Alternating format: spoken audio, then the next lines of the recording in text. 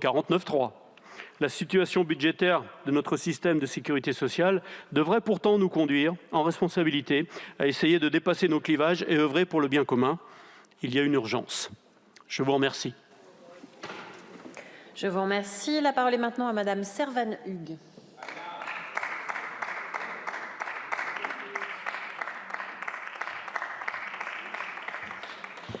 Merci Madame la Présidente. Madame la Première ministre, Mesdames et Messieurs les ministres, Mesdames et Messieurs les députés. Une nouvelle fois, sans surprise, l'opposition dépose une motion de censure que nous examinons aujourd'hui sur la troisième partie du projet de loi de financement de la sécurité sociale pour 2024, relative aux dépenses.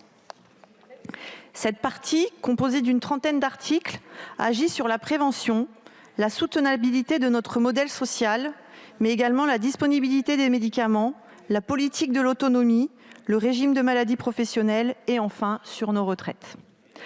Accès aux soins, familles, personnes vulnérables, voilà les enjeux et les dispositions prévues en leur faveur que vous rejetez aujourd'hui. Vous rejetez un budget de plus de 600 milliards d'euros, vous rejetez un texte de responsabilité collective. Vous rejetez une hausse de l'objectif national des dépenses pour l'assurance maladie de 3% par rapport à l'an passé, s'élevant à 254 milliards d'euros. Par cette motion de censure, vous évoquez une nouvelle étape de régression sociale et un projet de déstabilisation du système de santé. En réalité, ce que vous omettez de mentionner, c'est que ce sont des mesures qui soutiennent nos concitoyens et qui protègent les plus démunis. La troisième partie de ce PLFSS 2024 prévoit des dispositions concrètes au service de toutes et tous. Ce sont des mesures en faveur de la santé sexuelle avec la gratuité intégrale des préservatifs pour les moins de 26 ans, des mesures en faveur des femmes avec le remboursement des protections périodiques pour les moins de 26 ans, des mesures d'aide aux dépenses en santé avec l'extension, vous avez certainement oublié, de la complémentaire santé solidaire, la C2S, pour les allocataires de minima sociaux. N'oublions pas non plus l'appui au financement de l'établissement français du sang, ou encore la fusion tant attendue des sections soins et dépendance des EHPAD.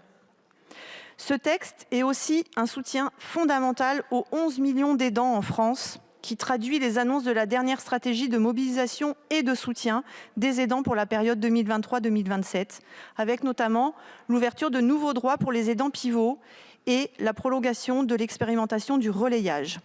Il fait application des engagements pris par notre gouvernement.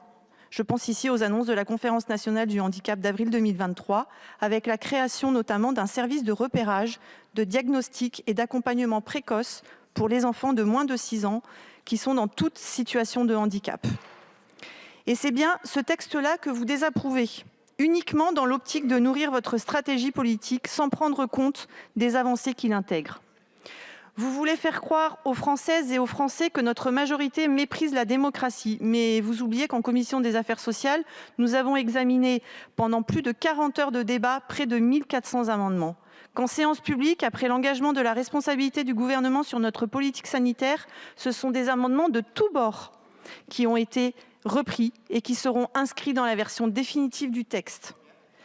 Par exemple, l'ouverture de la campagne de vaccination scolaire au papillomavirus aux établissements médico-sociaux qui accueillent des enfants en situation de handicap ou le renforcement du